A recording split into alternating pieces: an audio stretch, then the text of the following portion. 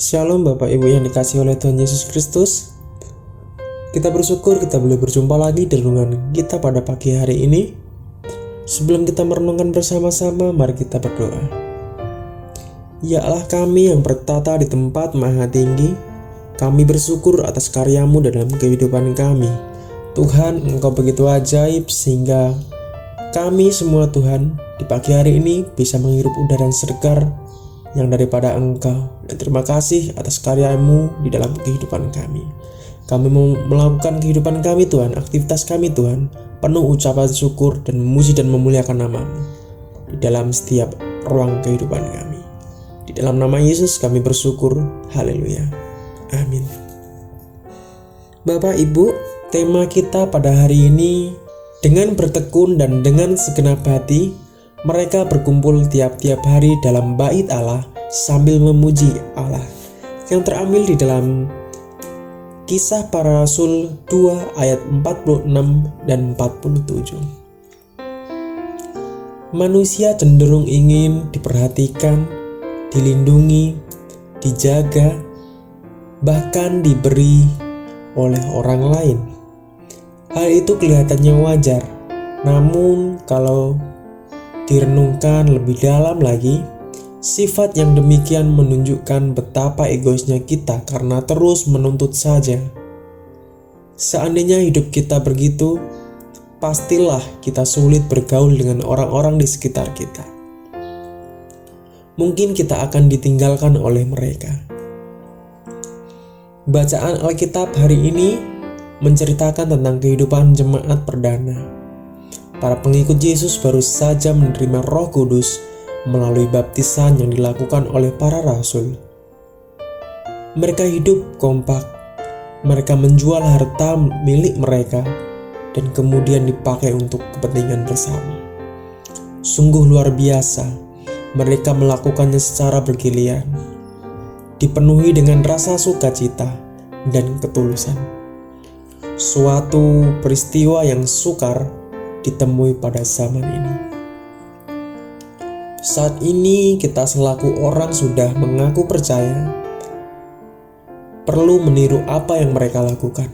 Hidup bersama, saling mengasihi, penuh kerendahan hati, mau berbagi dengan sesama. Tidak berlebihan kalau kita menamakan hal ini sebagai kenikmatan hidup yang sesuai dengan kehendaknya. Kuncinya adalah mau memberi dan mau berbagi, memberi dan berbagi beragam macam. Bukan hanya hal-hal yang bersifat materi atau yang dapat dilihat mata saja. Membagikan berkat rohani berupa penghiburan, perhatian, dukungan, dan doa, dorongan, dan lain sebagainya merupakan kewajiban bagi sesama orang percaya, sehingga akhirnya kita dapat saling menguatkan satu sama lain. Semasa hidupnya, Yesus Sang Juru Selamat kita selalu memberi dan berbagi tanpa pamrih sedikit pun. Senantiasa bersukacita, memuji dan menyembah Tuhan. Kisah Para Rasul 2 ayat 46 dan 47. Dengan bertekun, dengan sehati mereka berkumpul tiap-tiap hari dalam bait Allah. Mereka memecahkan roti di rumah masing-masing secara bergilir dan makan bersama-sama dengan gembira dan dengan tulus hati sambil memuji Allah. Ingatlah bahwa ada kuasa di balik pujian-pujian karena Tuhan bersemayam di atasnya. Padahal engkaulah yang kudus yang bersemayam di atas pujian-pujian orang Israel.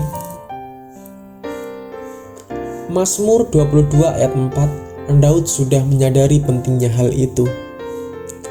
Aku mau bersyukur kepada Tuhan dengan segenap hatiku.